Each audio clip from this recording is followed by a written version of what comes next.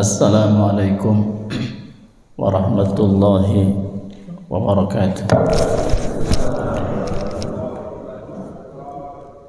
Bismillah walhamdulillah summa alhamdulillah ala ni'amillah wassalatu wassalamu ala sayyidina Muhammad ibn Abdullah wa ala alihi wa sahbihi ila yaumil qiyamah. Amma ba'du, faya ayyuhal hadirun, usikum wa nafsi bitaqwallah faqad fazal muttaqun. Bapak Ibu sekalian yang di dalam masjid Darul Barokah dan yang ada di rumah serta dimanapun Bapak Ibu berada sedang manteng di streaming ini, saya ucapkan ahlan wa sahlan wa marhaban. Mudah-mudahan Allah Subhanahu wa Ta'ala memberkahi kita semua. Yang pertama ingin saya ingatkan, setiap amal soleh pasti memberi bekas. Bekas itu bahasa Arab namanya asar. Asar akan memberi asar keberkahan. Setiap amal soleh pasti meninggalkan bekas berkah, baik bagi pelaku, waktu maupun tempat. Pelaku, waktu, dan tempat. Maka kegiatan ini, taklim, diperintahkan oleh Rasulullah sallallahu alaihi wasallam di surat Al-Mujadalah atau Al-Mujadilah. Allah menyebut yarfa'illahu alladhina amanu minkum walladhina utul ilma darajat, sampai kalau majlis ilmu itu ayo saling membeli tempat, saling memberi tempat untuk duduk bersama. Rasul bilang nuntut ilmu itu wajib bagi setiap muslim dan muslimah. Hanya waktunya renggang anytime, kapan saja, 24 jam. Kan kalau sholat mah ada waktu-waktunya yang wajib, Pak ya. Inna salata kanat al-mu'minina kitaban mauquta, zuhur, asar, maghrib, isya, dan subuh. Kalau thalabul ilmi anytime, kapan saja. Mau jam 12 malam boleh, jam 1 malam pagi boleh, jam 2 pagi boleh. Habis subuh kayak gini mantep, habis maghrib hebat. Hukumnya wajib. Bahkan dalam sebuah riwayat disandarkan kepada Rasul. Sebagian mengatakan bukan hadis, tapi sebagian besar mengatakan hadis. Utlubul ilma minal mahdi ilal lahdi. Tuntutlah ilmu sejak dari buayan bunda sampai liang lahat. Artinya tidak mengikat dimensi umur. Kapan saja, siapa saja, di mana saja, di situ ada nuntut ilmu. Di angkot boleh ceramah. Ada Bapak pernah dengar gak di angkot ceramah? Kalau agama lain banyak, Pak, di angkot itu berdakwah. Dia pilih angkot yang banyak orang yang dipengaruhi, yang bisa dipengaruhi, masuklah dia. Dibiayai, dulu duduk ngobrol satu-satu, somea, diajak ngomong cara orang yang, adat orang yang ada dalam angkot itu. Kalau Bandung bahasa Sunda dengan adat Sunda, terus ngomong, padahal dia sedang berdakwah. Nanti ngobrol yang baik-baik, ujung-ujungnya nanti dia ngajak ngundang ke satu tempat. Jadi di bis, di jalan ada. Kalau ada pasar pagi minggu itu suka ada. Di Batu Nunggal di sana ada, dia menjajakan pamflet-pamflet kecil-kecil, diajak ngobrol. Sekali-kali dia kena batunya juga, kena ustadz yang dia ajakin ngobrol. Ya, terus kita dengerin dia ngajakin apa terus. Oh ya, ya kita tahu ini. Ya, kita ajakin dia ujungnya. Ya, sekarang kamu giliran kamu diem. Saya yang dakwah. Cicing. Saya tadi udah diem 5 menit. Sekarang kamu harus diam sampai saya selesai. Jadi dunia dakwah, dunia taklim itu anytime, kapan saja. Mudah-mudahan ini memberikan bekas buat kita. Tempatnya pasti ini masjid rumah Allah. Orangnya yang ngaji akan mendapat bekasnya, asarnya akan terbawa pulang kemana dia pergi. Waktu ini diberkahi Allah, diberi asar, waktunya luar biasa. Oksigennya yang terhirup sama kita, oksigen berkah. Nggak ada yang nggak berkah di sini, alhamdulillah. Ini China, insya Allah juga akan ini dia akan mengikat apapun yang ada. Peneliti oleh orang Jepang katanya air ini kan media. Kalau kita berdoa bismillah, lalu berdoa baik-baik sifat sikap kita, maka dia punya getaran 12 getaran yang indah. Tapi kalau kitanya nyarekan, kesel sama orang lain, atau air ini diomeli misalnya, maka air ini akan punya getaran gerakan yang gak jelas gitu. Stres, dia stres. Begitu teliti gak jelas gerakannya, getarannya, dia stres. Diminum sama orang stres, beki stres. Maka Rasulullah SAW setiap makan, minum harus dimulai dengan samillah, bismillah, baca bismillah. Karena kalau dia belum netral, habis dicarekan kubatur, maka sama kita di netral, bismillahirrahmanirrahim. Segera dia secepat kilat, biiznillah dia segera merubah dirinya menjadi tenang. Diminum, memberi ketenangan batin. Mau dicoba Pak? Nanti aja di akhir. Berikutnya Bapak Ibu sekalian berbahagia. Sekarang sudah masuk bulan Zulqa'dah. Zulqa'dah ini 3 bulan yang berturut-turut plus 1 bulan yang berpisah disebut minha arba'atun hurum, 4 bulan haram. La tazlimu anfusakum fiha, la tazlimu fiha anfusakum. Jangan kalian zolimi dirimu di 4 bulan ini, yaitu Zulqa'dah, Dzulhijjah, Muharram, itu yang 3 berurutan, dan satunya Rajab yang berpisah, itu bulan-bulan haram. Alhamdulillah kita sudah sempurnakan ibadahmu di bulan itu. Jangan pernah ada kebencian di hatimu, jangan ada peperangan di antara kabilah. Di zaman Nabi itu perang tahan, tidak boleh perang, harus ibadah kepada Allah Subhanahu wa taala. Dekatkan dirimu kepada Allah, itu di bulan haram. Jadi bulan ini, bulan depan Zulhijjah, bulan ini teh bahasa Sundanya teh Hapit. Bulan depan bahasa Sundanya teh Rayagung. Hapit Rayagung. Bahasa Arabnya teh Tidituna di zaman Nabina Zulqa'dah. Zulqa'dah itu duduk. Zulqa'dah itu yang duduk di tempat. Sudah di kursi, nggak kemana-mana. Kan orang Quraisy itu li'ila fi Quraisy ila fihim latashita wassaif. Kalau musim dingin ke atas, musim panas ke bawah, ke Yaman atau ke atas itu ke Syam. Nggak ada di rumah. Kalau sudah Zulqa'dah ada di rumah. Bekalnya kemarin udah dicari 7 bulan. Sekarang di rumah, bermasyarakat dengan orang sekitar, di rumah bersilaturahim, nggak kemana-mana. Zulqa'dah di rumah, di sekitar aja. Mau dagang biasa saja. Zulhijjah siap haji, persiapkan fisik, bekal untuk haji. Tadi saya baca ayatnya. Wa atimul hajja wal umrata lillah.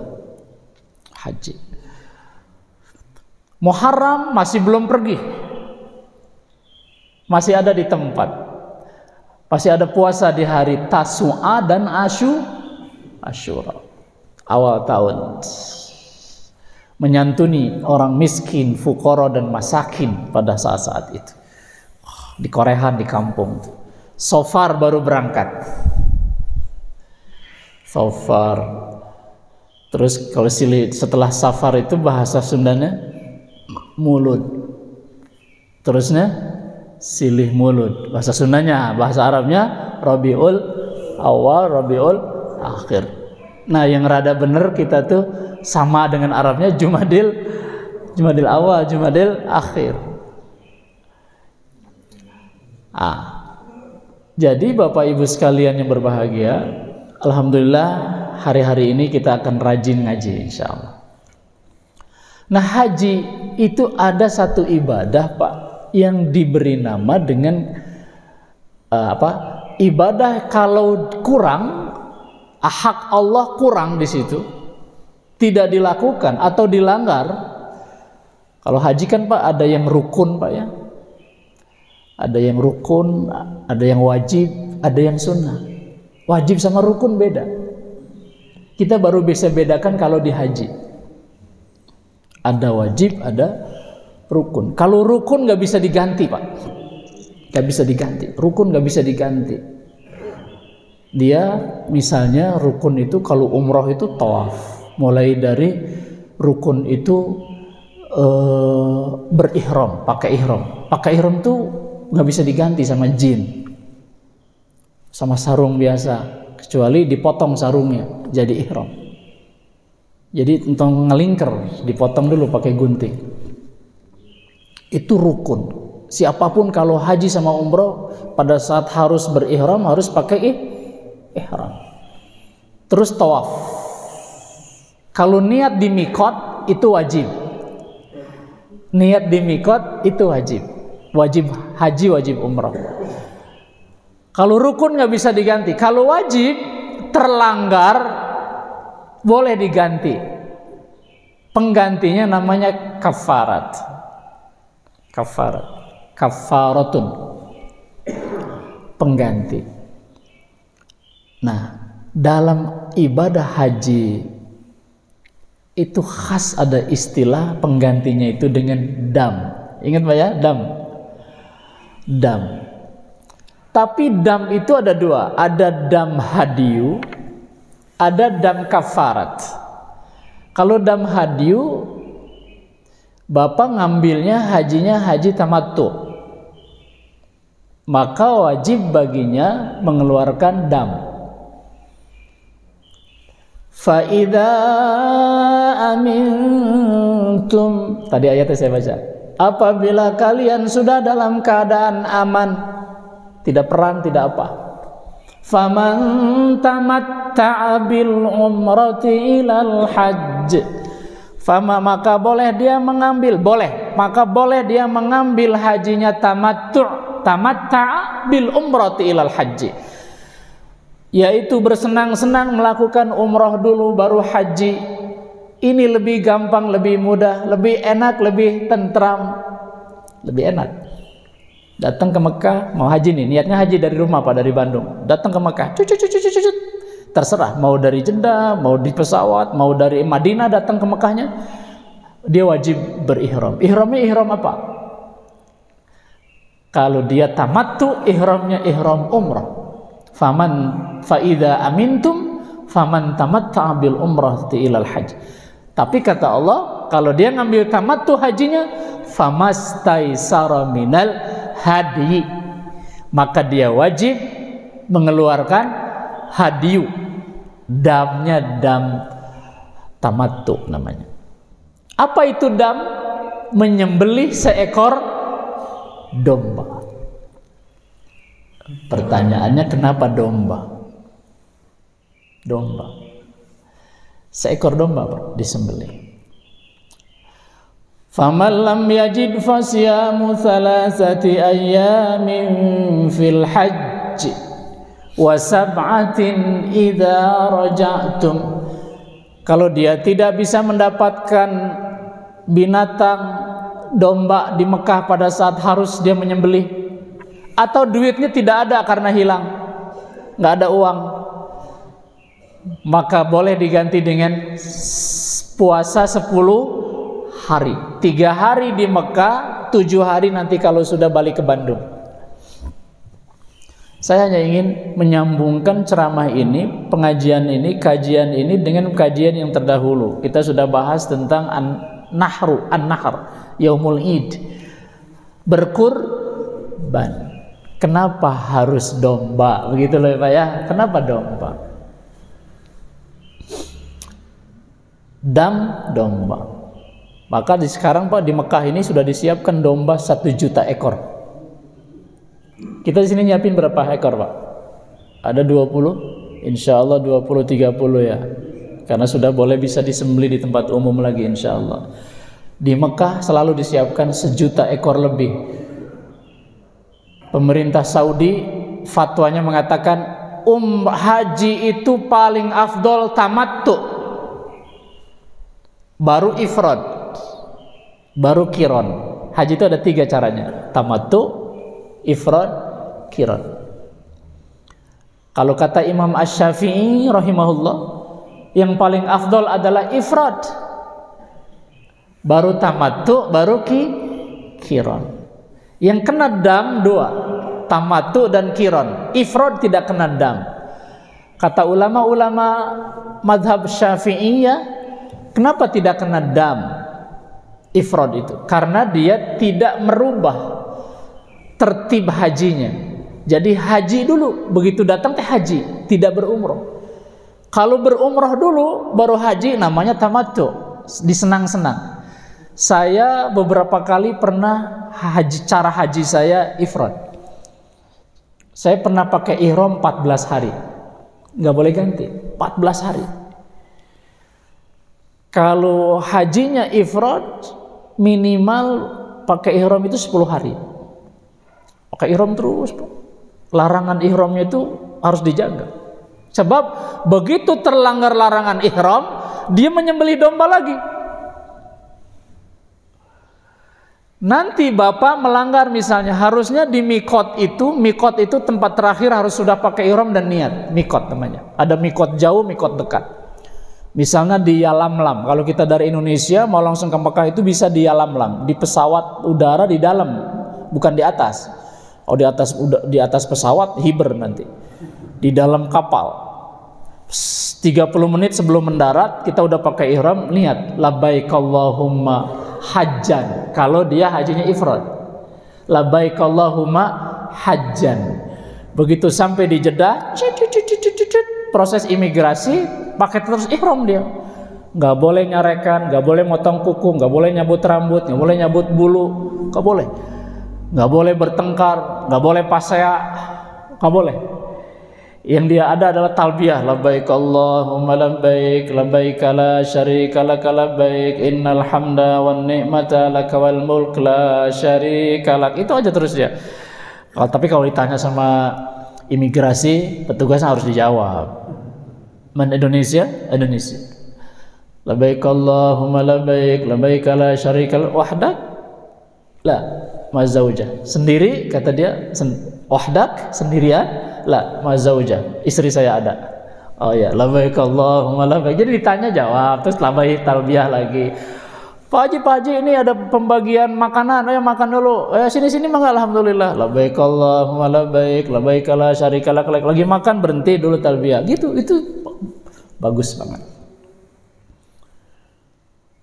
Pesawat turun Jeddah, masuk Mekah. Begitu masuk Mekah, ke hotel dulu, ke asrama dulu, ke apartemen dulu, simpen barang dulu, istirahat sebentar karena sudah 10, 12, 14 jam kita dalam perjalanan di Jakarta. Masuk Jakarta 3 jam nunggu di pesawat naik 9 jam, ke Mekah 9-10 jam Pak, karena kecepatan pesawat 950 km per jam. Jarak Jakarta Jeddah 8.900 km. 8.900 km itu baru dari Jeddah Jakarta ke Jeddah. Belum Jeddah Mekah, belum Bandung Jakarta kan Pak ya, itu 9.000 lebih, 9.500 kilo. Jumlah jamleh 10.000 aja lah, 10.000 kilo. Perjalanan panjang, pesawat kecepatannya 950 kilo per jam. Di awang-awang. Orang kieu teu bisa sare kecuali kaki dihandap. Duges alumuran, geus kolot barengkak. perjuangan, begitu ya Pak ya. Kalau dia ngambil hajinya ifrad tidak kena dam. Kalau dia ngambil tamattu kena dam. Kalau dia ngambilnya qiron, apa itu qiron? Haji sekaligus. Tawafnya buat sa'i dan buat tawaf umroh dan haji. Sekaligus sekali saja. Kalau ifrad, tawaf pertamanya namanya tawaf kudum. Sa'inya sa'i haji. Waktu datang tawaf kudum, itu yang Nabi lakukan 3 putaran lari-lari kecil, terus buka ininya, dibuka pundak, ihramnya pundak sebelah kanan dibuka, terus tawafnya tawaf kudum, welcome tawaf, baru sa'inya sa'i haji. Tidak tahallul karena dia niatnya haji. Dari situ terus dia pakai ihram, nggak boleh dibuka sampai kapan? Sampai tanggal 10 Zulhijjah. Lama. Karena ini lama, Allah lihat kekuatan orang-orang umat Muhammad yang datang nanti di 14-15 abad setelah Rasulullah. Maka Allah katakan dalam Quran, faida amintum faman tamatta'a bil umrati ilal haji. Begitu sampai Mekah, Rasul bilang kepada Ali radhiyallahu an, para sahabat lain, ayo Siti Aisyah, Ali, yuk ke mana? Ke Tanim. Bawa hadiu enggak? Bawa, saya bawa nih hadiu, bawa domba. Saya ada domba ya Rasulullah. Udah, kalau ada domba kamu tahallul. Jadi tadi umroh tawaf sa'imu itu umroh. Tahallul sekarang, tahallul. Rasulullah enggak potong rambut. Maka Imam Syafi'i yakin banget Rasulullah hajinya ifrad. Tapi Imam Malik bilangnya haji Nabi itu adalah qiran, karena tidak berumrah setelah itu. Beda-beda pendapatnya. Karena ada pernyataan faida amintum faman tamatta'a bil umrati ilal haji, maka kata Saudi Arabia paling afdol haji adalah tamattu. Itu yang kita lakukan sekarang Pak. Haji itu 90% itu tamattu. Kalau 90% tamattu, sekarang 1 juta. Berapa domba disiapkan di sana Pak? Wah, bisnisnya luar biasa Pak, domba. Domba ini ternyata di orang teh ada 2, ada domba, ada kambing. Domba itu bahasa Qur'annya ad-do'nu wa minad do'nithna ini. Kalau kambing ma'zu wa minal ma'zithna ini. Boleh kambing, boleh domba, boleh kambing. Kalau di Bandung banyaknya domba. Kalau di Betawi banyaknya kambing. Kalau Bapak beli sate di Betawi itu satenya sate kambing. Kalau beli sate di Bandung satenya sate domba. Soal seneng-senengnya aja. Betul Pak ya? Domba dan kambing. Disebut di 134 surat Al-An'am. Ini yang boleh jadi kafarat, boleh jadi hewan kurban kita adalah wa minad do'ni tsnaini wa minal ma'zis tsnain. 134. 135-nya wa minal ibili. Ibil itu unta. Terus wa minal baqari, sapi. Jadi berapa disebut di 2 ayat ini? 4 jenis binatang, yaitu domba, kambing, unta dulu, unta, ibil, dan sapi. Ada satu wal budna, kita udah bahas di pengajian dulu. Budna itu unta, sama dengan ibil, unta. Dan unta itu banyak pelajarannya. Tapi unta tidak bisa hidup di sembarang tempat. Dia binatang khusus padang pasir. Kalau dia ada di sini, itu hanya di kebun binatang. Benar ya? Di kebun binatang. Maka di dalam Quran itu tidak ada apa Pak? Di orang teh yang munding, kerbau. Di dalam Quran tidak disebut munding. Yang disebut adalah sapi. Jadi sapi ini sama kambing dan domba itu hidup di semua negara. Di semua negara. Jadi gampang banget kalau ibadah pakai dua binatang ini. Kalau harus onta, susah, kita harus beli ke Mekah, coba Pak. Iya kan? Susah. Maka Allah mensyariatkannya ada do'n, domba, ma'az, kambing, bakor, sapi. Ulama-ulama mazhab gimana nih? Yang kerbau itu kerbau gimana? Kerbau itu ekuivalen sama sapi. Maka dikatakan boleh berkorban kerbau. Tapi ulama yang menyatakan boleh berkorban kerbau itu sedikit. Maka yang paling umum adalah binatangnya sapi. Kata Rasul, ayo per 7 orang sembelihlah sapi. Pertanyaannya sekarang Pak, psikologinya nih, psikologi.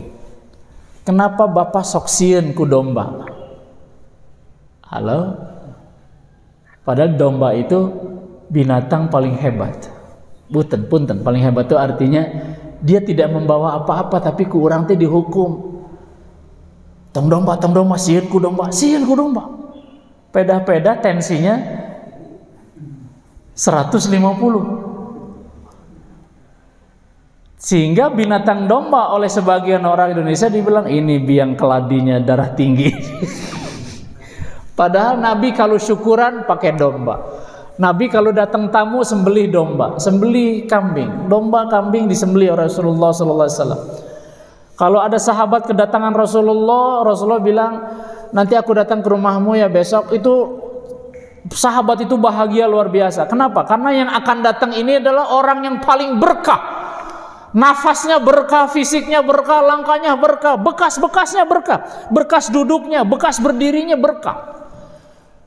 Keterlaluan Ustadz pakai bekas. Iya memang. Bapak Ibu pernah nggak ke Masjidin Nabawi Asy-Syarif? Apa yang disebut antara rumahku dengan mimbarku, raudhatun min riyadil jannah. Itulah raudhah kan gitu ya Pak ya. Siapa yang berdoa di situ, bersolawat di situ, Allah akan ijabah doanya. Karena tempat itu paling sering Rasul lewati, berkah. Dan diyakini oleh para ulama salafus saleh, siapapun yang melakukan amal ibadah, siapapun orangnya yang sepanjang dia mukmin melakukan ibadah, saat dia melakukan ibadah dia sedang mengundang berkah Allah, dan setelah selesai ibadah dia sedang diberi asar, berbekas si amal ibadah itu kepada dirinya keberkahan.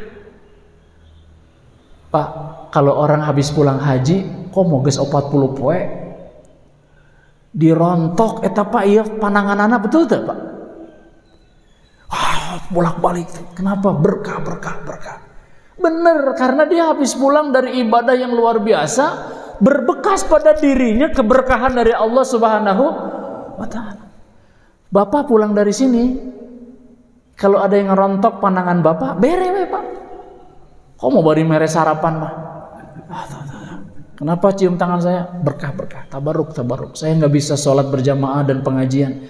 Bapak masih ada berkahnya baru keluar dari masjid. Nanti keberkahan itu Pak, keberkahan itu dia lambat laun menjadi berkurang. Sejurus sejalan dengan pikiran kita udah mulai kotor lagi, amal kita nggak jelas lagi, syubhat yang kita lakukan banyak lagi, maka perbuatan syubhat, perbuatan haram itu mengusir keberkahan.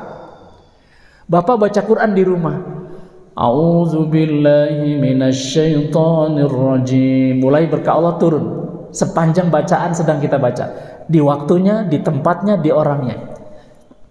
Alhamdulillah, bismillahirrahmanirrahim, alhamdulillahi rabbil alamin, arrahmanirrahim, maliki yaumiddin, iyyaka na'budu wa iyyaka nasta'in. Turun terus. Ihdinas siratal mustaqim, siratal ladzina an'amta 'alaihim ghairil maghdubi 'alaihim waladdallin. Turun terus dia. Bismillahirrahmanirrahim. Ya ayyuhan nabiyyu lima tuharrimu ma ahallallahu laka tabtaghi mardata azwajik wallahu ghafurur rahim. Terus dibaca, makin turun makin banyak. Kemudian rumah itu penuh dengan berkah. Apakah setelah selesai bacaan berkahnya itu hilang? Enggak, dia berbekas, namanya asar, ada bekasnya di situ. Bekasnya di situ. Maka kalau ada orang yang datang kemudian habis kita ngaji, dia dengerin kita ngaji, dia datang, dia akan pulang membawa berkah yang oksigen dihirup di rumah itu. Dia duduk di kursinya. Minuman yang dia minum di situ penuh berkah karena minuman mencatat. Tadi kan sudah diteliti oleh orang Jepang. Benar ya Pak ya? Maka nggak ada matinya orang. Maka dianjurkan baca Quran di berbagai tempat. Pertanyaan saya, berarti tempat yang paling berkah di mana Pak? Satu di Mekah, Masjidil Haram. Satu Pak ya. Karena jelas Makkah bi bakkata mubarakah, jelas bakkata mubarak kata Allah.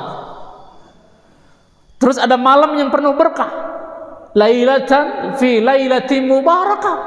Ketika diturunkan Quran, malam mubarakah, malam yang penuh berkah, ada berkahnya. Orang yang pulang dari Mekah akan punya asar berkah, dia akan berbagi kepada tetangga semua. Ayo sini dekat, dipeluk. Pertanyaan saya, orang yang tadi Pak mendapatkan berkah sedang melakukan apa namanya?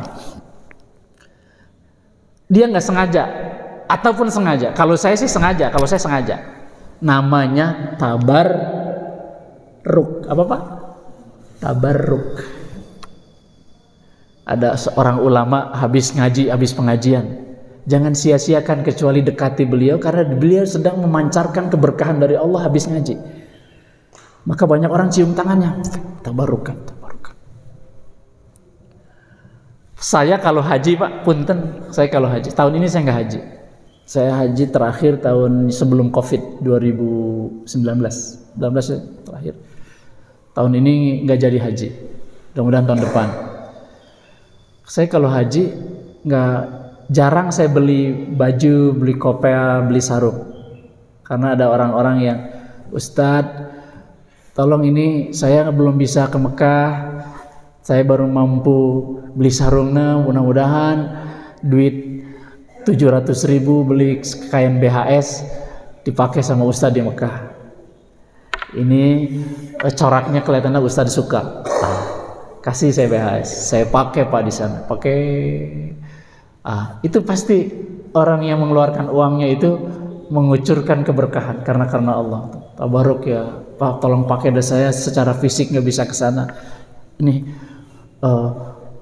BHS-nya saja dipakai tuh Pak. Ke Mekah, ibadah zuhur, asar, maghrib, isya, sholat di Masjidil Haram Pak. Ya, saya dapat ibadah sholatnya, sesarungnya ibadah orang yang ngasihnya itu Pak. Bapak tahu nggak, begitu saya pulang haji, orang pada datang ke rumah, terus biasa cium tangan, biasa minta doa, kan biasa doa ya Pak, doa yang berkah, doain Ustadz, ya alhamdulillah. Terus dia, Ustadz ada kopea nggak yang dipakai selama di Mekah? Kenapa? Tabarukan, karena itu ada bekas-bekas asar berkahnya, mumpung baru datang. Oh ini kopea. Ustadz ada baju koko nggak yang dipakai selama di Mekah? Masih kotor. Mumpung masih kotor kadieukeun. Ustadz ada sarung nggak? Ada BHS. Boleh nggak saya minta? Saya hanya minta berkahnya aja. Saya mau pakai sebulan aja katanya. Enggak, jangan sebulan, pakai. Jadi berangkatnya saya tidak beli, pulangnya pun habis lagi. Namanya tabarrukan. Karena Allah mengucurkan berkah. Carilah keberkahan dari Allah di tempat yang penuh berkah. Mekah. Tempat di selain Mekah yang berkah mana Pak? Ini Pak nih. Masjid. Kalau Bapak Ibu merasa kurang berkah hidup dalam sebulan ini, sering-sering ke masjid. Tabarukan ini tempat. Gak ada orang yang masuk kecuali mau sholat, bener ya Pak ya? Kecuali kita ini orang-orang baik semua ini. Kecil ini orang baik semua. Soleh yang membersihkan diri. Minal mutatahhirin. Tidak ada perbuatan kecuali baik-baik di sini. Ngaji di sini, baca Quran di sini ya Pak ya. Sengaja kalau yang tidak mau berbuat tidak baik keluar Pak. Kata Rasul, jangan dagang dalam masjid, dagang di luar. Jangan ngomongkan batur dalam masjid, di luar. Masjid ini tempat berkah, tempat suci, rumah Allah disebutnya Baitullah. Maka kalau nggak sempat ke Mekah, ngambil berkah di tempat yang ada berkah Allah, namanya Ada di rumah orang yang ilmunya tuh Pak, mikirin Allah terus. Rumah itu pasti punya asar berkah. Ada rumah yang setiap minggu tuh dipakai pengajian barudak, budak tuh ngaraji Pak. Itu tempat berkah. Maka sengaja gini, ada yang sengaja gini Pak. Ini ekstrim, sengaja. Ustadz, saya mau titip aqua ya. Punten saya nyebut judul aqua. Ini bukan AMC ini. Saya titip minuman 1 dus ya. Titip 1 dus, ini yang 1 dusnya sedekah saya buat barudak anu ngaji. Besok diambil Pak yang sedusnya. Kenapa gitu?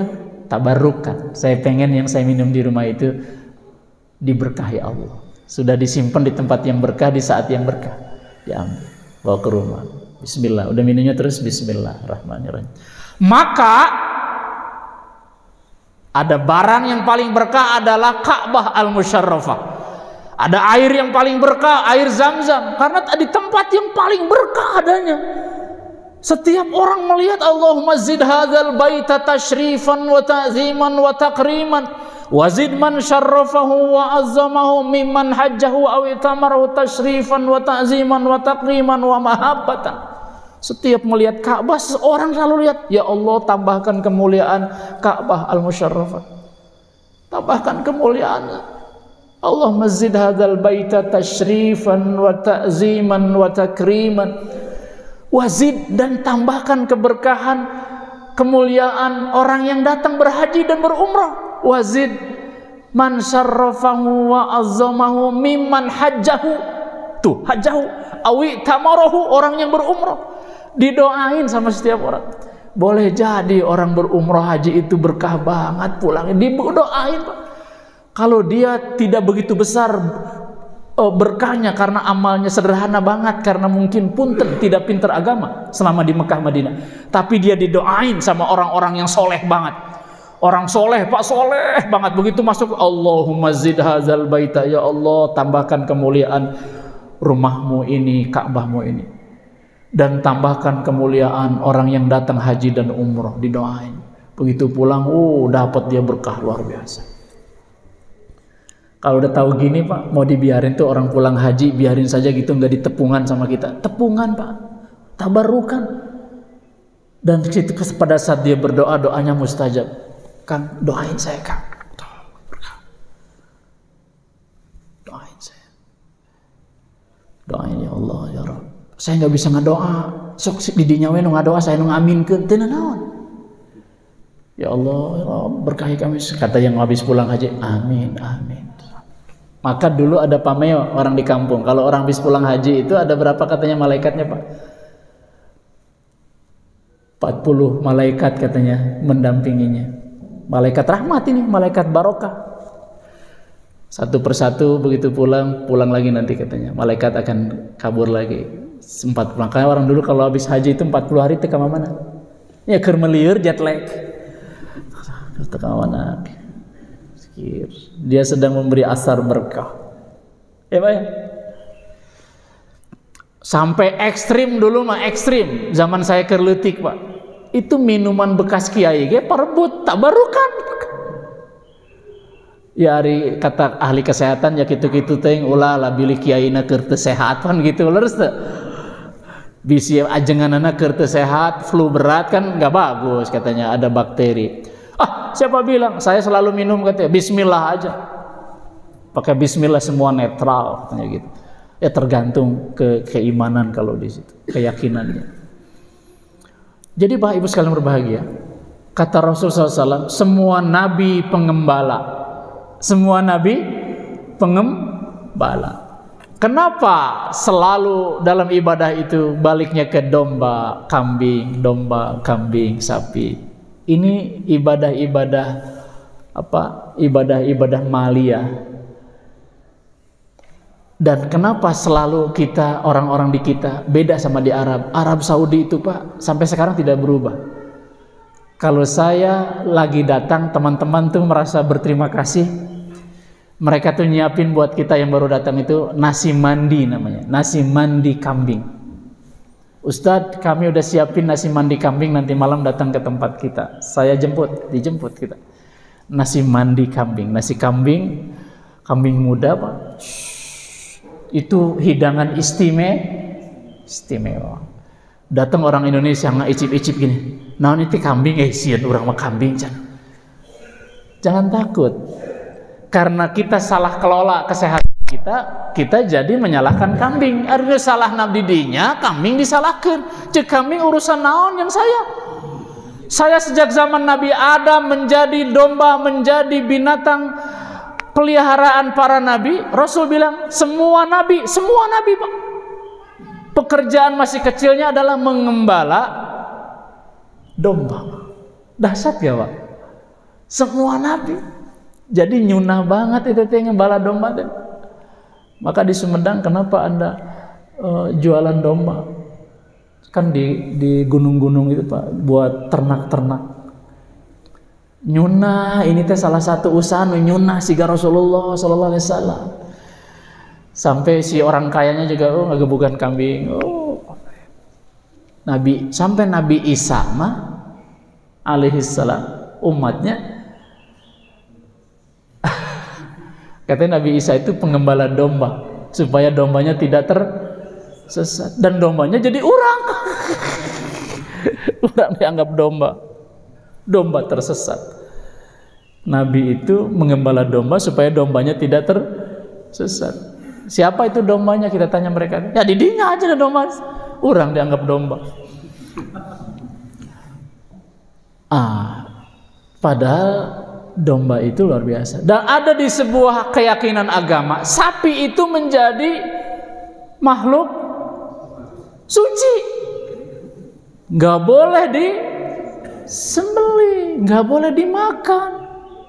Ada keyakinan kayak gitu ya Pak ya, coba. Agamanya namanya agama Hindu. Jol di Jawa ada lagi. Munding naon tah? Munding bodasnya. Namanya Ki Slamet. Kalau Ki Slamet lewat, semua hormat. Awas minggir. Nyelehan orang. Boga dahareun bikin ke Ki Slamet. Kalau pas Slamet mah wajar lah, pas Slamet. Ini mah Ki Slamet bentukna teh munding. Nauzubillah min dzalik. Semua binatang al-an'am kecuali binatang buas yang disebut tidak buas, tapi nggak boleh binatang eta disebut nyata banget. Walahmal khinzir, si fok namanya fok. Siapa? Si binatang pendek, kaki pendek, badan busekel, bodas. Iyo moncong. Ngaranna teh babi. Hurrimat alaikum ad-dam. Al-maitah dulu. Maitah itu bangkai. Wadamu dan darah. Walahmul khinzir, daging babi, gak boleh. Ada nggak di situ sapi? Gak ada. Tapi ditanya, kenapa orang Muslim India tidak menyembelih sapi? Jawabannya apa? Kami menghormati sahabat kami yang menganggap sapi itu suci. Jadi kalau kami nyembelih pasti buffalo, apa namanya? Kerbau yang disembelih. Hati-hati kalau bapak nyembelih kerbau, jangan-jangan karena menganggap sapi itu suci. Bukan. Kalau di Betawi Pak, saya penikmat daging kerbau. Seratnya lebih besar, lebih gempal, lebih mantep. Udah pernah nyobaan daging kerbau nggak Pak? Wah, mantep. Hitam, apalagi disemur Pak. Makan pagi-pagi habis pengajian. Wah, dahsyat.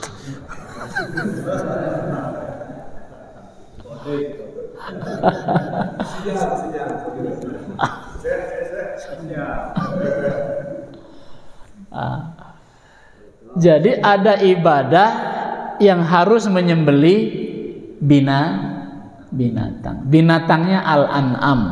Binatang apa? Ternak. Binatang peliharaan, binatang ternak. Dan dia menjadi berkah bagi apa yang disembelih dan berkah bagi apa yang ditinggalkannya. Kita tidak wajib mengeluarkan hadiyu karena kita tidak sedang haji. Kita tidak wajib mengeluarkan kafarat karena kita tidak melanggar ihram, tidak sedang umrah dan haji. Tapi kita ada di Indonesia, ada di waktu yang berkah namanya Idul Adha, Yaumun Nahar, tanggal 10 Zulhijjah. Setiap ada Id pasti ada puasa sebelumnya. Kalau Idul Fitri 1 bulan kita puasa. Kalau Idul Adha 1 hari, boleh juga 9 hari, 10 hari atau 9 hari. Boleh mulai dari tanggal 1 Zulhijjah sampai tanggal 9. Paling tidak tanggal 1 saja. 1 saja itu tanggal 9 Zulhijjah. Namanya hari Arafah. Maka besoknya kita pilihkan domba yang paling bagus. Itu domba untuk nahar, wanhar. Fasalli li rabbika wanhar. Salatlah Idul Adha 2 rakaat dan setelah selesai salat sembelihlah kurban. Nanti insya Allah kalau kamu berdoa saat menyembelih kurban, mintakan pada Allah agar kamu diundang. Gitu. Agar kita diundang kemana? Ke Makkah Al-Mukarramah, Masyairil Haram, ada Mina, ada Muzdalifah, ada Arafah. Tempat-tempat Masyaril Haram. Tadi saya baca ayatnya. Apa kata Allah Subhanahu wa taala? Laisa 'alaikum junahun an tabtagu fadlan min rabbikum. Tidak mengapa orang berhaji dia bawa dagangan sambil berdagang di Mekah Madinah. Maka orang dulu kalau ke Mekah suka bawa sarung, jualan sarung. Betul Pak ya? Oh, orang tua kita dulu kalau ke Mekah tuh sekalian bawa sarung Pak, 100 biji, 100 bawa ke sana dijual. Enggak apa-apa kata Allah, laisa 'alaikum junah an tabtagu fadlan min rabbikum. Enggak apa-apa. Tapi jangan sampai ngelesotkan niat hajinya. Fa idza afadtum min arafatin fadhkurullah. Kalau sudah selesai dari Arafah tanggal 9 Dzulhijjah, fadhkurullah indal masyaril haram. Maka berhentilah kamu tidur di situ di Masyaril Haram. Apa itu Masyaril Haram? Muzdalifah. Berhentilah di situ karena lewat tengah malam maka tidurlah di situ mabit. Mabit namanya tidur. Kalau kamu tidur tunggu mimpimu apa? Nabi Adam waktu haji dulu pertama kali haji Nabi Adam. Begitu ketemu sama Siti Hawa, ketemunya di mana? Di Arafah. Begitu di Arafah beliau dituntun sama Allah menuju Mekah. Belum ada kota Mekah itu, masih ada lembah saja. Dan belum ada berdiri Ka'bah, belum berdiri Ka'bah. Tapi Nabi Adam dengan Siti Hawa bersyukur ke situ. Bermalamlah di Masyaril Haram. Siapa yang pertama kali tidur di Muzdalifah? Adam dan Siti Hawa. Tidur di situ. Terus di situ beliau menerima hadiah. Fatalaqa Adamu min rabbih kalimatin fataba alaihi innahu huwat tawwabur rahim. Nabi Adam Hawa menerima Rabbana zalamna anfusana. Kalimat itu yang diterima. Itu katanya buat bekal kamu tawaf. Terus ke Mekah tawaflah 200 tahun. 200 tahun bukan 7 putaran. Fataba alaihi. Nabi Ibrahim nyimpen anaknya Ismail di lembah di Mekah. Belum ada, masih baru tuh. Belum ada siapa-siapa, baru Siti Hajar dan Ismail. Ini awal cikal bakal Mekah Al-Mukarramah. Ditinggalkan sama Nabi Ibrahim alaihissalam. Nabi Ibrahim pergi ke mana? Ke Palestina. Pulang pulang lagi, biar aku tinggal ke Palestina. Udah pulang. Di situ berkembang. Begitu Ismail sudah mulai beranjak seperti anak remaja, Nabi Ibrahim datang ngelongok. Begitu ngelongok ketemu sama Ismail, sayangnya luar biasa. Oh, nggak mau kehilangan lagi. Berjanji Ismail sama Ibrahim, aku tidak akan tinggalkan kamu lagi, nak. Maka sama Allah dipisahkan, diuji, dicoba. Berhajilah, bersyukur Nabi Ibrahim, Siti Hajar dengan Ismail kemana? Ke Arafah. Napak tilas Nabi Adam dan Siti Hawa. Pulangnya nginep lagi di Musdalifah. Disitulah nginep. Dan disitu mimpi. Karena dia sayang, sudah berjanji di Mekah nggak akan meninggalkan Ismail. Jangan begitu, Ibrahim. Yang kamu boleh ucapkan itu kepada aku, kata Allah, nggak boleh berpisah. Tapi kepada anakmu ada saatnya berpisah. Jangan bilang, hei anak, papa nggak akan pernah ninggalkan kamu. Jangan bilang itu, Pak. Akan diuji oleh Allah seperti Ibrahim diuji. Nabi Ibrahim diuji. Begitu di Musdalifah tidur, beliau dikasih mimpi oleh Allah. Ra'aitu fil manam, aku mimpi dari Allah, aku harus menyembelih kamu, nak. Fanzur madza tara, gimana pendapatmu? If'al ma tu'mar satajiduni insyaallah minas sabirin. Lakukan, Pak. Berat, Pak, ya, bener nggak? Tidur di situ. Nah, sekarang kalau orang haji pasti Arafah, tidur di Musdalifah. Cari mimpi di situ. Mau, Pak, bermimpi di sana? Mimpi di sana bayangan, gambaran dari apa yang kita janji selama ini. Kalau janjinya nggak mau pisah sama harta, bakal susah. Ya, Pak, ya? Nah, udah ada isyarat ini, selesai. Karena itu Bapak Ibu sekalian yang berbahagia. Ya, ada isyarat. Sebab udah siap sarapannya, kira-kira begitu. Daging buffalo ini, bukan? Baik Bapak Ibu sekalian berbahagia, ada ibadah dalam agama kita yang harus melalui menyembelih binatang. Binatangnya an'am, nggak boleh binatang yang diharamkan. Binatangnya udah jelas. Kalau Bapak menyembelih hayam, boleh, tapi dia tidak masuk ke dalam ibadah kurban. Dia hanya sedekah biasa. Kalau kita ada kedatangan tamu, sembelihlah hayam. Boleh 5 ekor, 7 ekor, 10 ekor. Boleh dengan ekor nawungkul. Boleh dengan suku nawungkul. Melina di tukang sayur, Pak, tentu kan suku nawungkul. Betul ya, Pak, ya? Diolah dengan baik. Itu tanda kita syukur kepada Allah Subhanahu wa taala. Baik, itu saja Bapak Ibu sekalian berbahagia. Intinya mah saya ingin mengatakan bahwa kita harus terus taat kepada Allah Subhanahu wa taala dengan syariat Islam yang mulia. Ambil berkah dari segala ibadah yang kita lakukan, dan ada ibadah spesifik dalam agama kita yang hubungannya dengan binatang. Binatangnya spesifik hanya domba, kambing, sapi. Kalau di Mekah ada lagi namanya unta. Semoga Allah meridhoi kita semua. Semoga Allah memberi kita keberkahan dalam hidup kita. Allahumma shalli wa sallim wa barik ala sayyidil mursalin wa ala alihi wa sahbihi ajma'in. Rabbana taqabbal minna innaka antas samiul alim wa tub alaina innaka antat tawwabur rahim.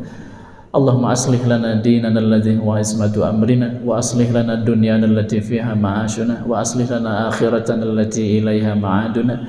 Waj'alil hayata ziyadatan lana fi kulli khair waj'alil mauta rahatan lana min kulli syarr. Allahumma ahsin aqibatana fil umuri kulliha wa ajirna min khizyid dunya wa azabil akhirah. Rabbana atina fid dunya hasanah wa fil akhirati hasanah wa qina adzabannar wa adkhilnal jannata ma'al abrar ya aziz ya ghaffar. Walhamdulillahi rabbil alamin. Hadanallahu wa iyyakum ajmain. Wassalamualaikum warahmatullahi wabarakatuh.